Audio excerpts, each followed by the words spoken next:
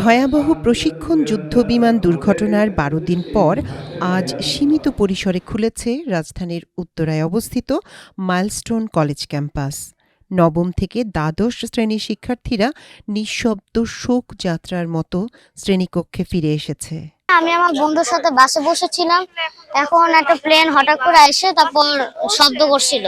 আমি ভাবছি যে মনে হয় পড়ছে, কিন্তু আমার ড্রাইভার বলতেছিল যে এটা বম, দুটো মনে হয় বম ফেলাইছে।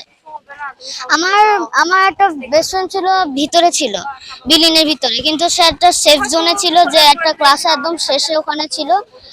তো আমার অনেক কষ্ট লাগতেছে, যারা স্কাই সেকশনে ছিল তারা বাচ্চারা, আমার ক্লাসমেটরা কিছু হয়নি, কিন্তু যারা মারা গেছে, যারা আহত হয়েছে তাদের জন্য অনেকটাই খারাপ লাগতেছে। রোববার সকাল 10টা থেকে কলেজের মূল ফটক দিয়ে শিক্ষার্থীদের ক্যাম্পাসে প্রবেশ করতে দেখা যায়। আগের মতো কোনো কোলাহল বা হাসি আনন্দের দৃশ্য ছিল না।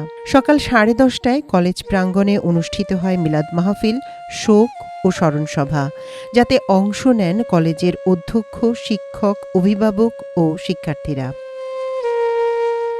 শ্রেণীকক্ষগুলোতেও সীমিত সংখ্যক শিক্ষার্থী উপস্থিত ছিল।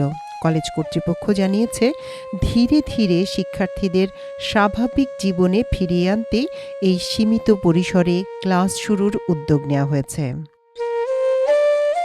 তারা আরও জানায়, শিক্ষার্থীরা যেন ধীরে ধীরে মানসিকভাবে সুস্থ হয়ে উঠতে পারে, সেজন্যই ক্যাম্পাস খুলে দেওয়া হয়েছে। তারা এখন শিক্ষক ও বন্ধুদের সঙ্গে দেখা করার সুযোগ পাচ্ছে।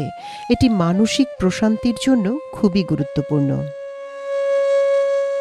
কলেজ ক্যাম্পাসে বিমান বাহিনীর সহায়তায় একটা অস্থায়ী চিকিৎসা ক্যাম্প চালু হয়েছে, যেখানে শিক্ষার্থীদের শারীরিক ও মানসিক স্বাস্থ্য বিষয়ক পরামর্শ দেওয়া হচ্ছে। পাশাপাশি শিক্ষকরা শিক্ষার্থীদের পাশে থেকে নিয়মিত কাউন্সেলিং করে চলেছেন। কেউ চাইলে একান্ত আলাপের সুযোগও পাচ্ছে।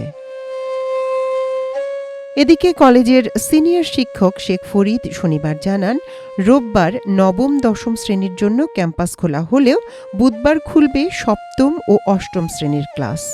এরপর বৃহস্পতিবার পঞ্চম ও ষষ্ঠ শ্রেণীর শিক্ষার্থীদের জন্য চালু হবে শ্রেণীকক্ষে পাঠদান।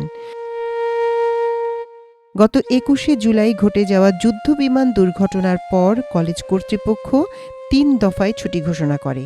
সর্বশেষ ঘোষণায় 2রা আগস্ট পর্যন্ত কলেজ বন্ধ রাখা হয়। তবে প্রশাসনিক কার্যক্রম ও আহতদের সহায়তায় গঠিত কন্ট্রোল রুম কার্যকর ছিল। মাল্টিমিডিয়া ডেস্ক, আমার দেশ।